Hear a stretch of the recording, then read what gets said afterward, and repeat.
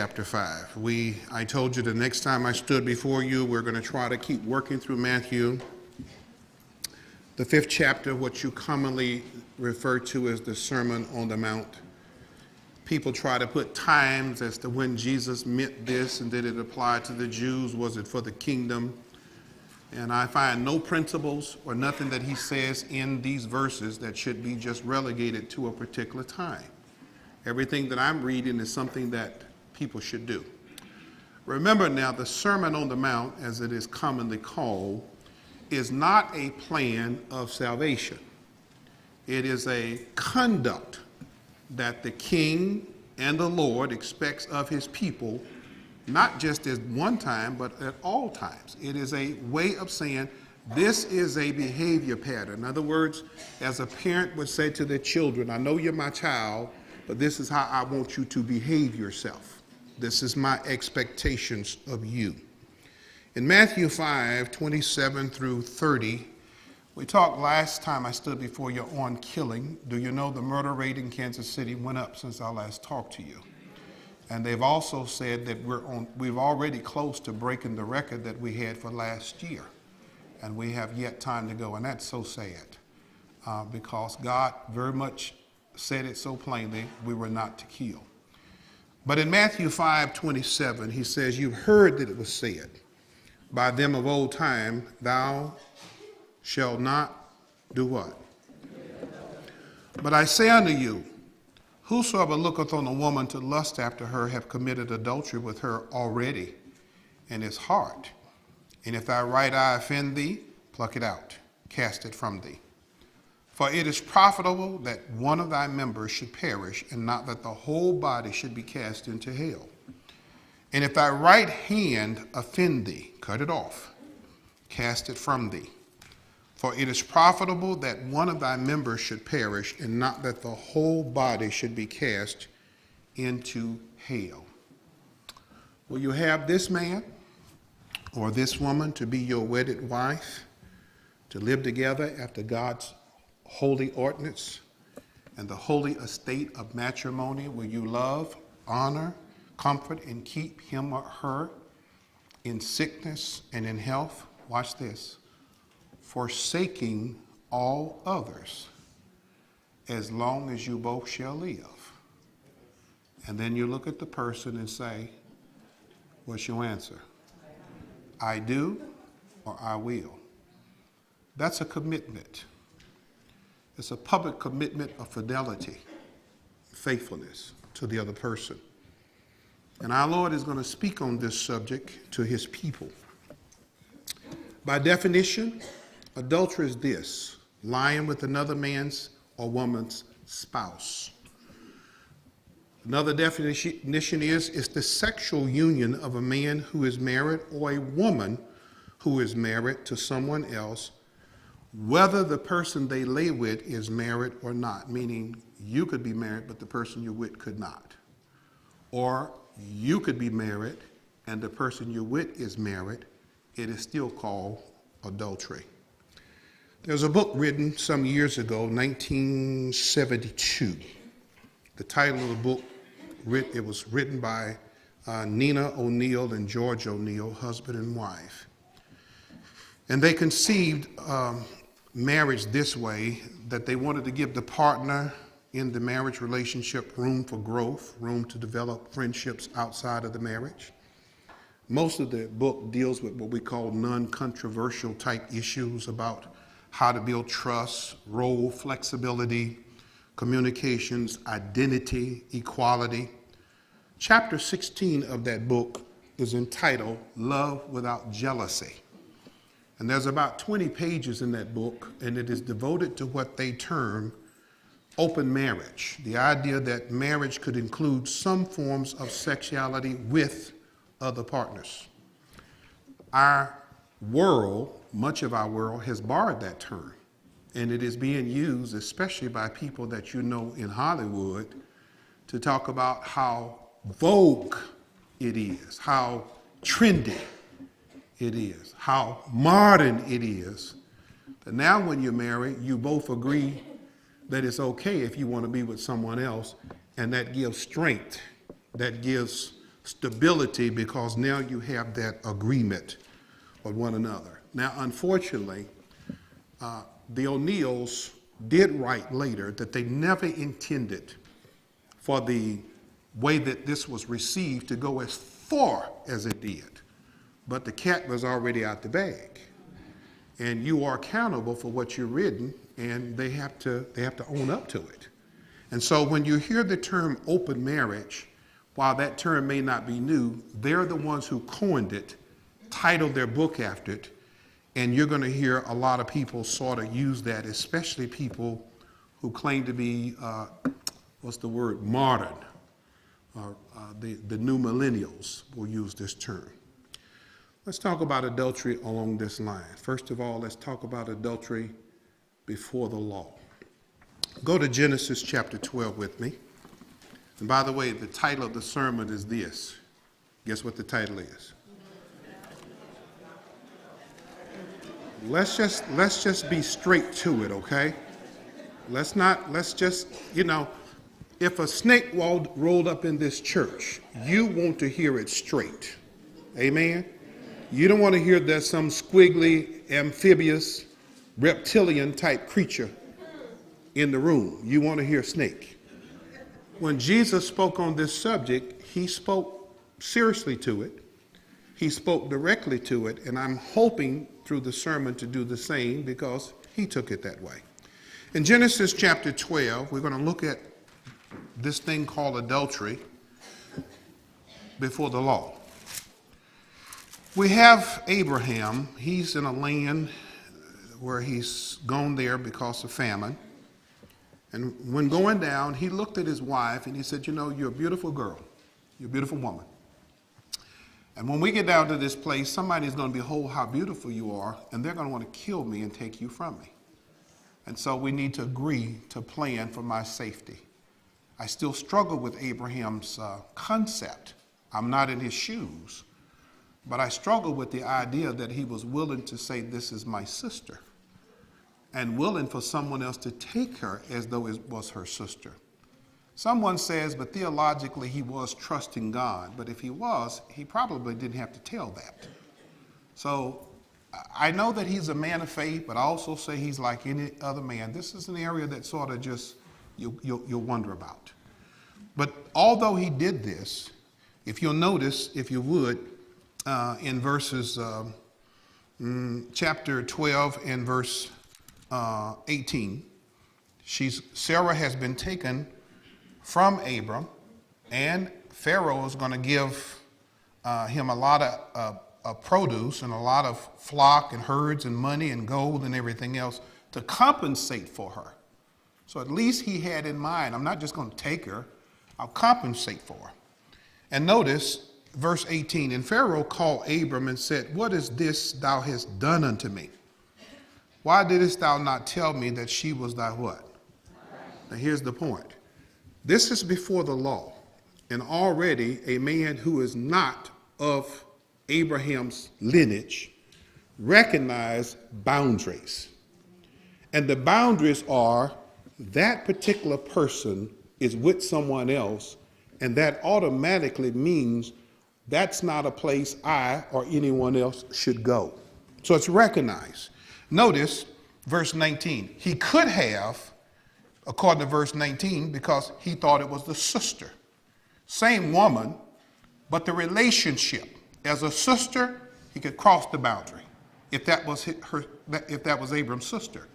But because it was Abram's wife, that boundary was not to be crossed.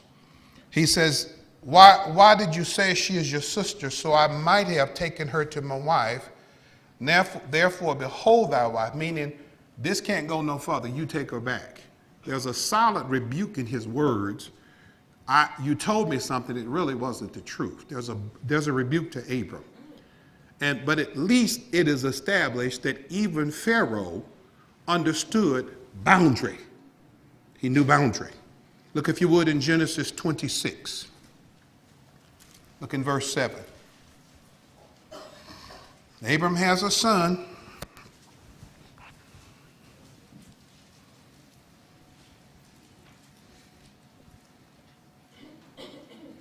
It son is going to do similar to his daddy, and that he's going to be in a similar situation with another king in another part of the world, of that land.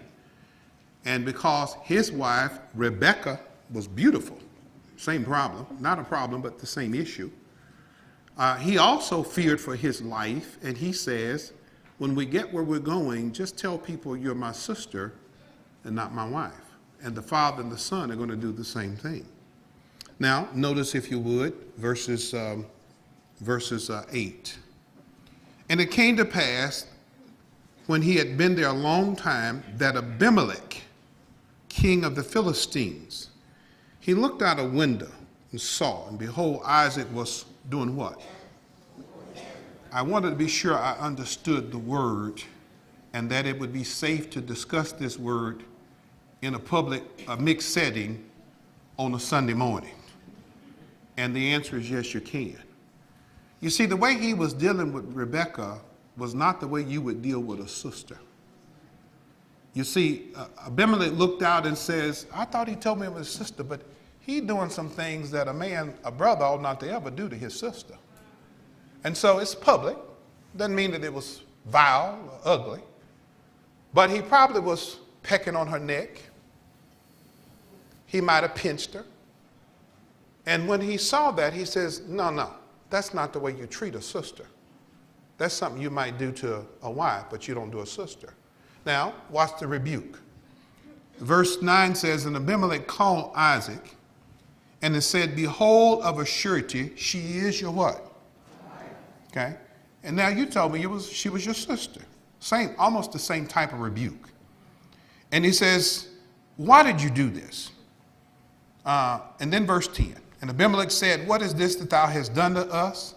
One of the people might have lightly lain with thy what? Wife, meaning that's a boundary we shouldn't cross.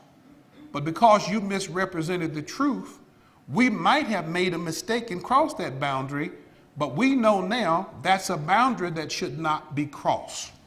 Because that's what marriage does. It creates boundaries that people should not cross. And I want to repeat, this is recognized before the law, which comes almost 430 years after Abraham. And so this boundary and this recognition of the sanctity and the sacredness of marriage wasn't new under the law. As a matter of fact, next week, I want to show you that it goes all the way back to Genesis. Okay? It was confirmed, though, under the law. God, with his covenant people, says we're going to continue what you already know to be right, but I don't want you to do like the people who violate this. I'm going to make it a law to you that you're going to keep it. Exodus chapter 20. Exodus 20. Look at verse 14. Thou shalt not commit adultery. This is what we call the seventh commandment. Look at Leviticus chapter 20. It's not only a prohibition against it, but look at Leviticus chapter 20. And look, if you would, verse 10.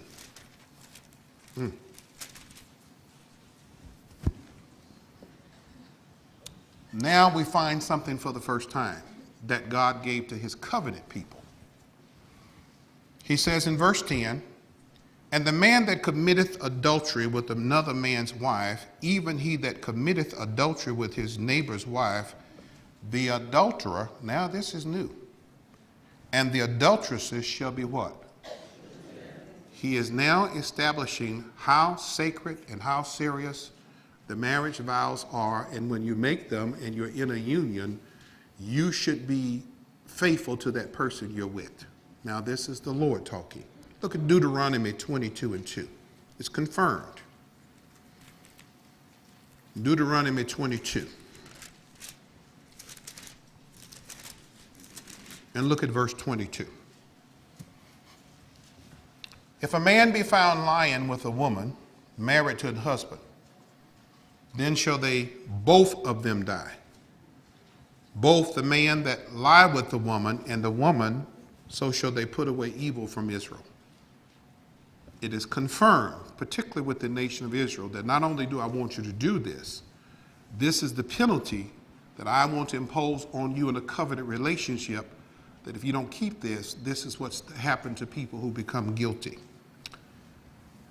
Now, we've looked at what happened before, under, but now let's see what happens after grace. Look in Romans chapter 13. Romans 13. Look, if you would, in verse 9. The Apostle Paul and many other places in the epistles of Paul, those things by James, Peter, they talked about living a holy life. And they spelled out the details of how that life, we can say I want to be holy, but a holy life has particulars to it. And some of these particulars in chapter 13 and verse 9 are these. For this, thou shalt not, he's writing to believers, commit adultery. Thou shalt not kill. Thou shalt not steal. You say, but we're no longer under the law. But the conduct that we're to live by didn't start under the law.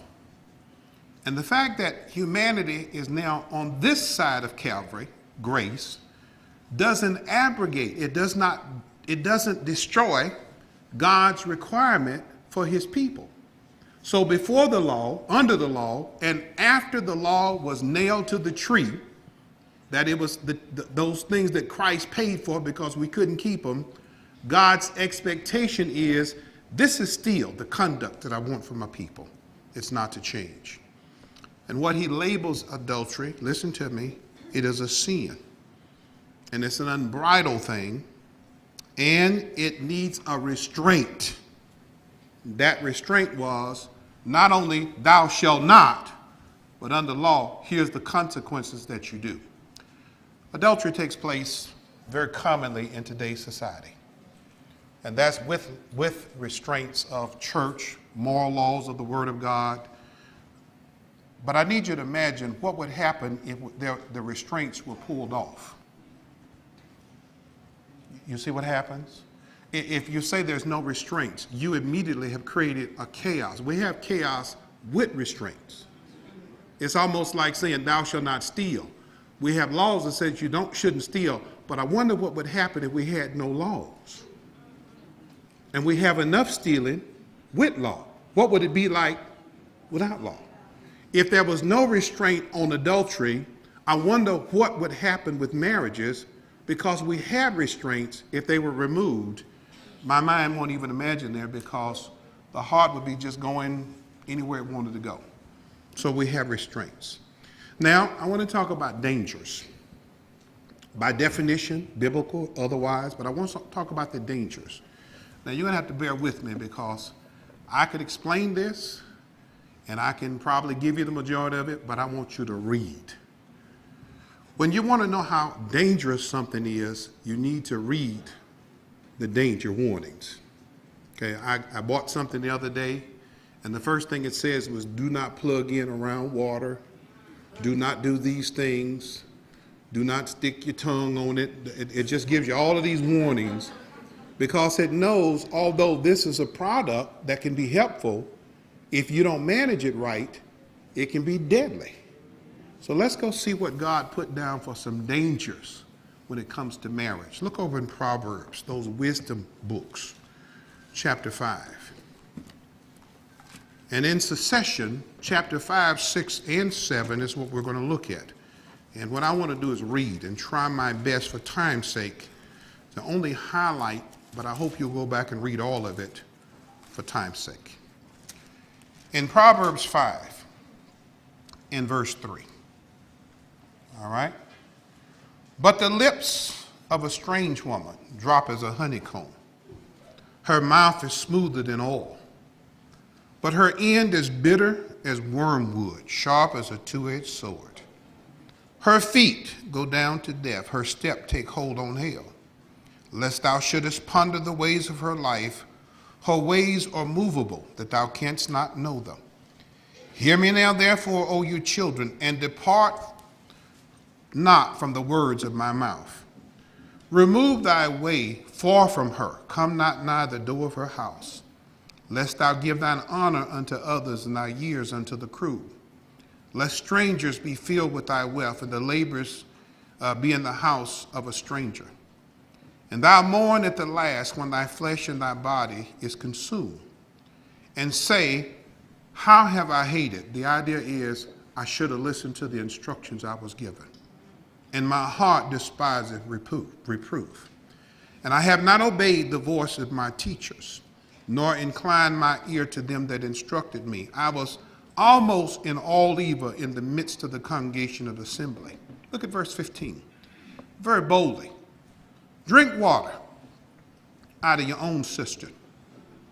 Running water. Where? Do you see what he's trying to tell you? You got a well. Get water from your well. You got a cistern. Get water from your cistern. The I says, but the water in that well and the water in that cistern is different than the water in my well and my cistern, which is in the head, because it's not true. Very, very subtly, he's trying to tell you, and he goes on to say it. He says in verse 16, let thy fountains, enjoy yourself, be dispersed abroad, rivers of waters in the street, enjoy yourself. Let them be only thine own and not strangers with thee. Let thy fountain be blessed and rejoice. He's talking about relationship between men and women. With the wife of thy youth. Let her be as a loving hind, a pleasant rue. Let her breast satisfy thee at all times. Be thou always ravished with her love. And why wilt thou, my son, be ravished with a strange woman and embrace the bosom of the stranger? For the ways of man are before the eyes of the Lord, and he pondereth all his going. Now let me colloquially, how can I put it to you? You have a spouse. You have everything you need in that spouse. Now I hear you. You know, we said, but something's different over here. No, it's not. It's not. It might be a well. The well could be made out of wood. The well could be made out of tin, or the well could be made out of brick. Y'all will get that in the morning. But it doesn't matter how it looks. What's in the well is water. And what does water do? Quench thirst. That's about as plain as you can get it right there in the Word of God. And so God is telling us, just when you get into a relationship, you have all you need with the person you with. And when you get the idea, but there's something grass green on the other side, grass, grass, water, water.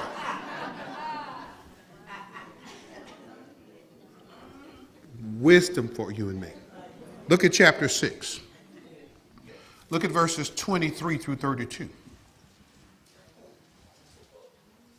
He says, for the commandment is a lamp, and the law is light, and reproofs of instructions are the way of life. Why does God give us the instruction? He says, I want to keep you. Now watch this, from the what? Now understand, most of us would think that the problem rests with the men. I want you to understand, it's really on both sides. It really does. Are you listening to what's going on in our media lately with all of this stuff that's coming out? This one with this one and this one with that. It's just crazy. And I remember when Tiger Woods, and I don't know him personally, when he got his troubles, I heard the word, that's just an old dog. But I'm thinking, but everybody that was with him, he's the most famous person on the planet when it comes to golf. Everybody with him knew he was married and didn't care. So there's really no such thing as this all one-sided. I have lived long enough and I have counseled long enough to know that is not true. Let me keep going. He says he need to keep you from the evil woman, from the flattery of the tongue of a what? Lust not after her beauty in thy heart, neither let her take thee with thy eyelids, for by means, and he just says it, plain. Now, That's a harsh word. He's not putting women down. He's putting conduct of some. Because sometimes there's a provocative in how a person can dress and how they carry themselves. They may have a right to do it, but you need to understand you inflame.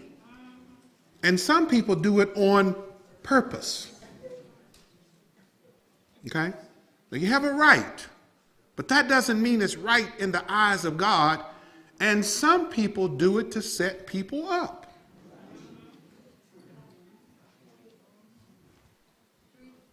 And you said, but they won't do that to somebody when they know they're married.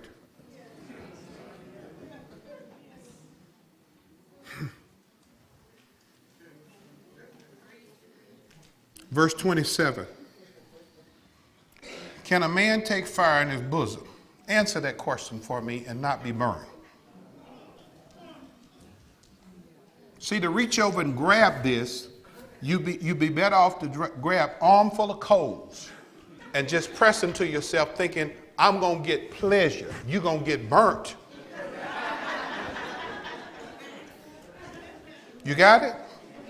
This is pleasure. You about to get burnt. You're going to get burnt bad. Okay? Verse 30. Men do not despise a thief if he steal to satisfy his soul with hunger. But if he be found, he shall restore sevenfold. He shall give all the substance of his house.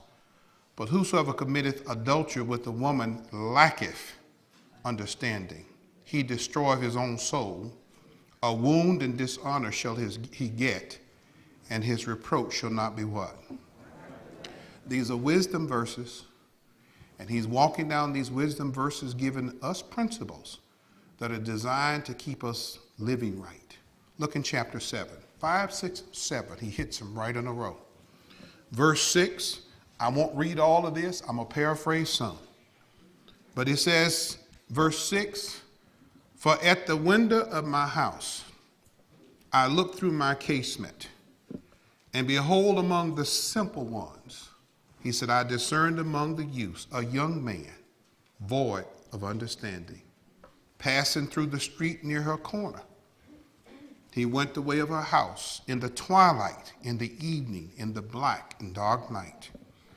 And behold, there met him a woman with the attire of a harlot, subtle of heart, loud, stubborn, feet don't abide in the house. Now she's without, she's in the street, she lieth at wait at other corners. Listen to her words. So she caught him, and she kissed him with an imprudent face, and said unto him, I have peace offerings. This day have I paid my vows. Religion. My soul. She attached a religious phraseology. And I'll be honest with you, you would always think that this kind of thing goes on in the clubs or in the streets. No. Sometimes there's some religious connections. And I know of which I speak. That oftentimes the place you need to be really careful is in those places where religious stuff is going on. Even in God's house, God's choirs, God's pulpits, God's pews. Because you put religious trappings on it. And she did. You know, I had a guy called me one time. He's married, my cousin. He's at somebody else's house he's not supposed to be with. And they want me to help them walk through why this thing they feel with each other is wrong. And I didn't give them the time of day. I said, don't call me with the foolishness no more. I said, what y'all can do is wrong, but how can it be wrong when it's love? I said, love ain't got nothing to do with it. And I told him, I said, you need to leave, she needs to leave, and y'all need to cut this foolishness out. But we prayed about it. That's what got me. And I said, did God say okie dokie? Prayed about it. chapter 7, watch this. She said, I decked my bed with coverings of tapestry, carved woods, fine linen, perfumed my bed with, she got the right smells. Come, let us take our field of love into the evening. Let us solace ourselves. Notice what she's calling it? Loves. But verse 19. For the good man. Who's she talking about? Her husband. He's not home. He gone. Watch this. She knew the detail. He got a bag of money. And he won't be home till a certain day. Meaning it would be wrong if he was there, but it's okay since he's gone. Listen to the chapters that's here. Twilight, dark night, secret places, places hidden away, hotels outside of town. Okay, the streets that you know your spouses and friends and neighbors don't come to. He's telling us, through wisdom, he's trying to tell us the dangers that are there. Now let me give you some practical dangers, and I'm talking about from pastoral experience. Some of these dangers are unwanted pregnancies.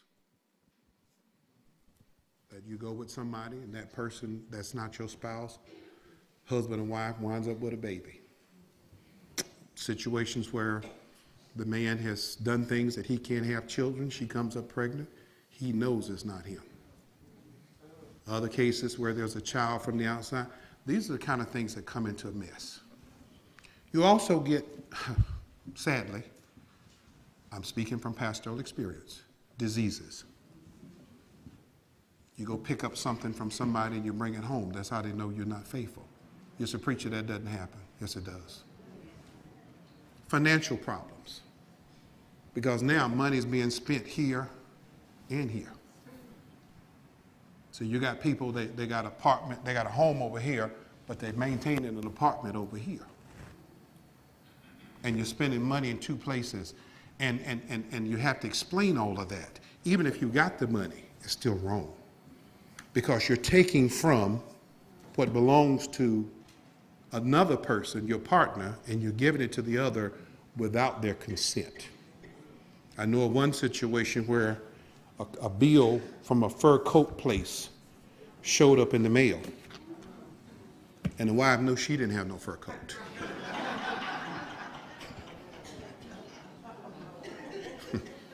I'm telling you, life experiences.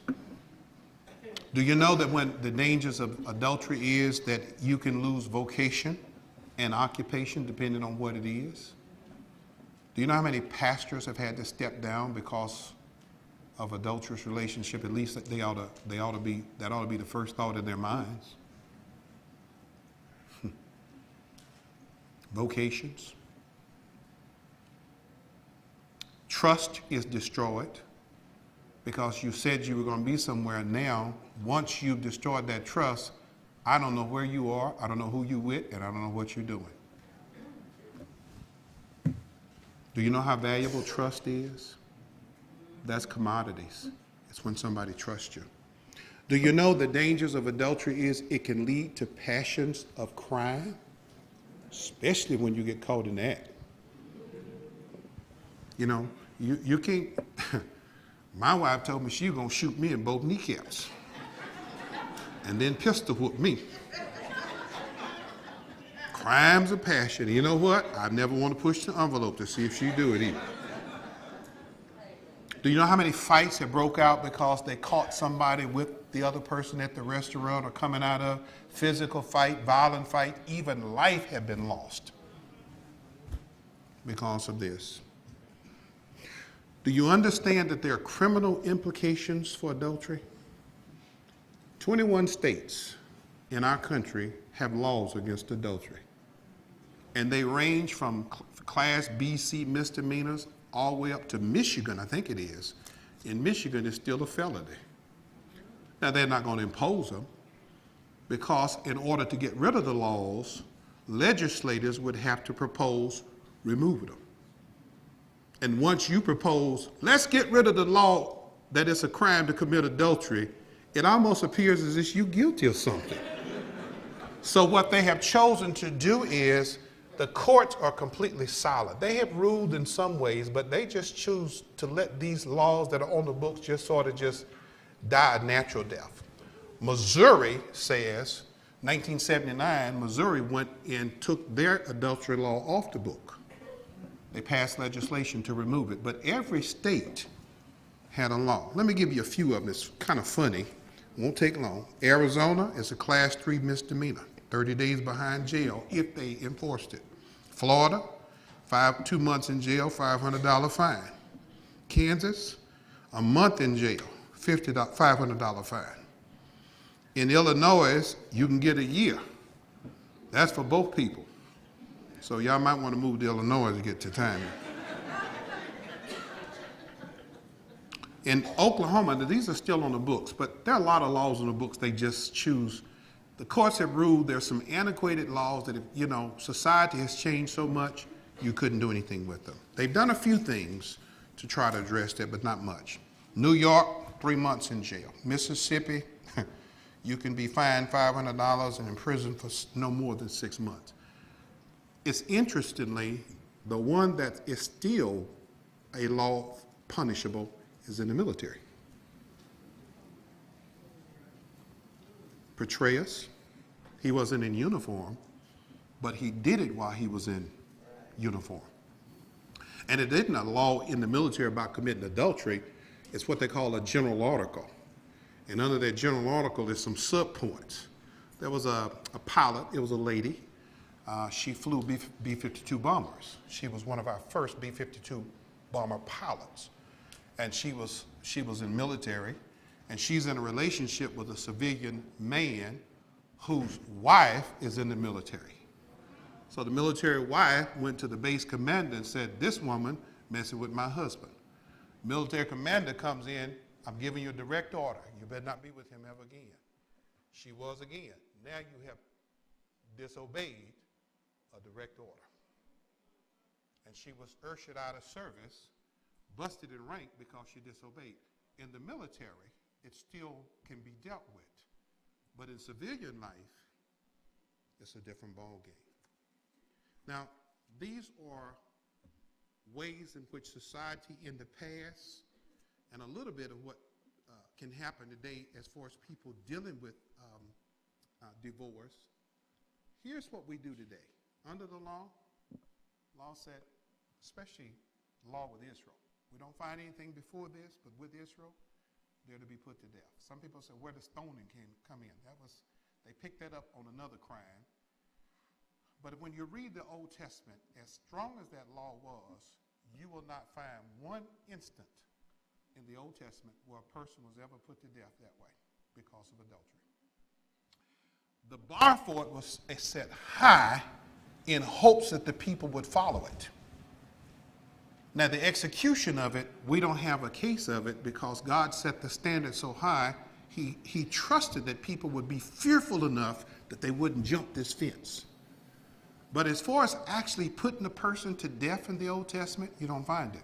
Oftentimes, instead of putting a person to death, they chose to just simply put them away. Just say, okay, I no longer want to be with you because I can't trust you. Now again, single act, we can talk about that. A lifestyle, a pattern, that's a different ballgame. As a matter of fact, when you go from a single act of adultery to something that's long-term, it changes terminologies. It's no longer an act, they call it an affair because it is moved into something else. Let's go back to Matthew 5. Let's see what Jesus had to say. You say, well, should we still kill the person? No, because when they brought that woman to Jesus, he could have condemned her as the law said. He said, no, we're not going to uphold that one. He said, but what I do want you to do is go away and don't do this no more, lest a worse thing come to you. In Matthew 5, the restrictions are thou shalt not. God made it clear. But Jesus says this, but I say, meaning I hold out the scepter. I'm the king. And I'm not the king only of your body to tell you what you can't do with your body. I'm the king that can hold out the scepter to tell you what you ought to think and how you ought to act in your heart. If he's king, he has a right to rule over everything. Amen? Not only over our bodies, but he says, I'm going to tell you, even if you don't do nothing with your body, but you're thinking it in your heart, I'm still going to hold you accountable. That's a high scepter.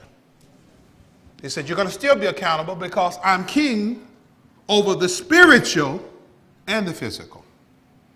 Someone said, well, this body is mine. No, it's not. My Bible says your body is a temple. Don't belong to you. You can't just do what you want, not as a believer. You can't go where you want. You don't belong to you. But he's the one that can rule. He can say, not only should you not do with this your body, but I'm going to tell you how you ought to think. Watch what he says. That whosoever looketh on a woman to what? Now let's qualify. Notice a little play on words here. Because what the nation of Israel had boiled it down to, and it was wrong, that if the woman was married and committed adultery, she was the one that was most responsible.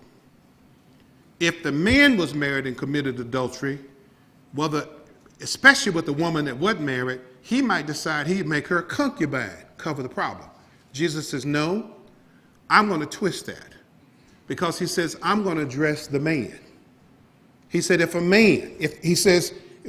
man look, he said, I'm going to start with you. Don't be throwing the ball off saying it's the woman's fault. I don't care how she dressed, how she looked. If you have a problem, it's your fault.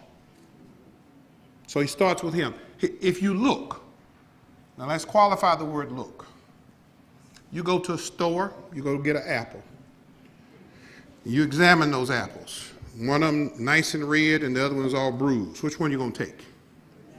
That's because you can make a distinction. Amen? You see a piece of artwork on the wall. One's a beautiful piece of artwork. You say, that's pretty.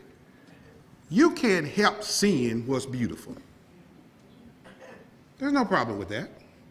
Because that's how we are. We see things. But the problem is when we see with the idea of coveting.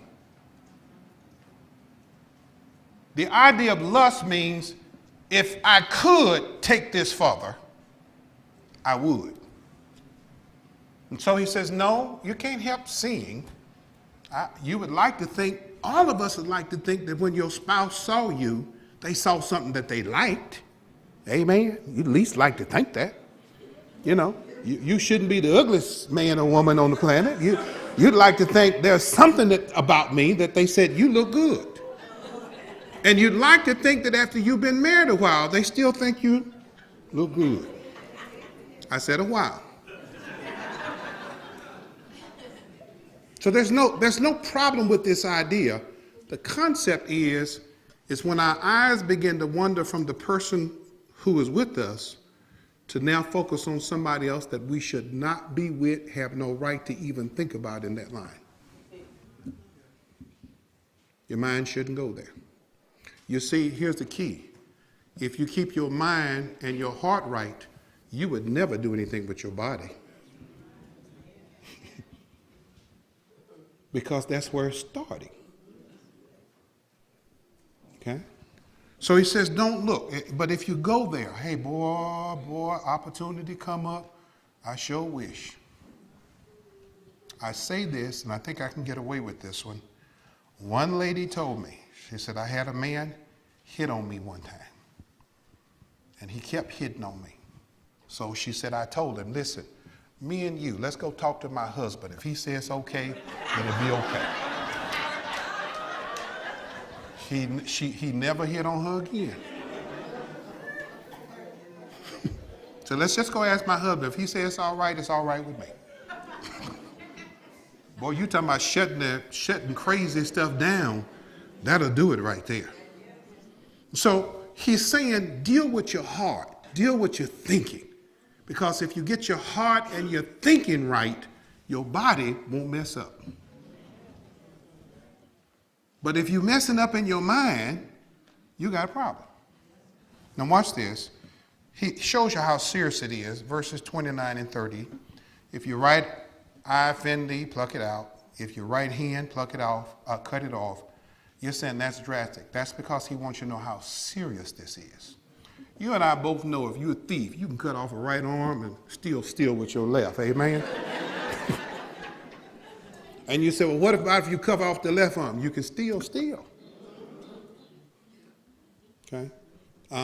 What about the right eye? Now, he starts with the eye to the hand because it's from here, the seeing, the eye gate, and then to where it now moves into actions. He says, if whatever you have to do, treat those gateways seriously. When you see something you shouldn't be looking at, learn how to look away. You know, you don't need to read everything that come out. It's not that interesting. Someone said, I don't know all these family names. I can't call it Kardashian, the Kardashians. Someone, what are they? You know who I'm talking about. But anyway, somebody said, oh, she didn't have nothing dressed. Let me see what it looked like. Why? You already know, so why go there? My lady told me when they had that Miss America mess, they said, oh, she was really bad at the thing. I said, how you know? I said, well, I went and got a book so I could see for myself. And I'm thinking, you just created problems for yourself. You don't have to raise the garbage can lid and stick your head in it, smell, and then say, that show stinks. You knew it.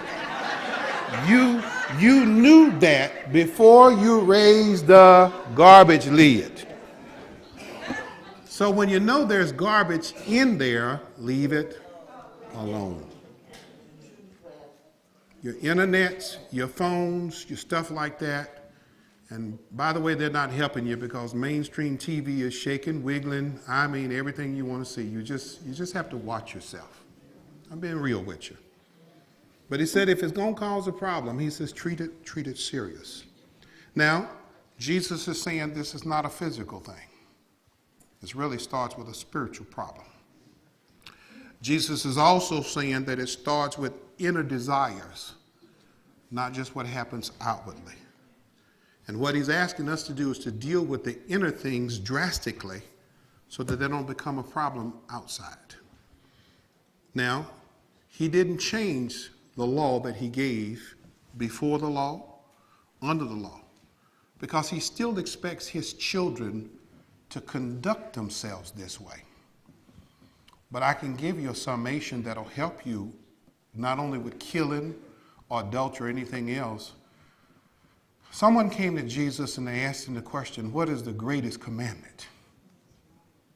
And I'm saying if you start there, you solve all issues. He said you're to love God. See, when you're with God, you want to do what God says. If you love it, how? With all your heart, soul, and mind. Love God. And then he says, love your neighbor.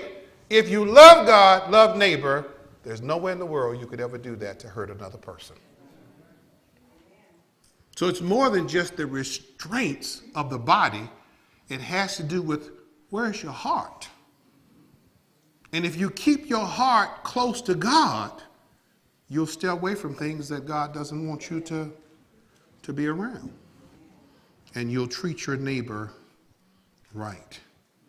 I'm going to close, and I know I'm talking to church folks.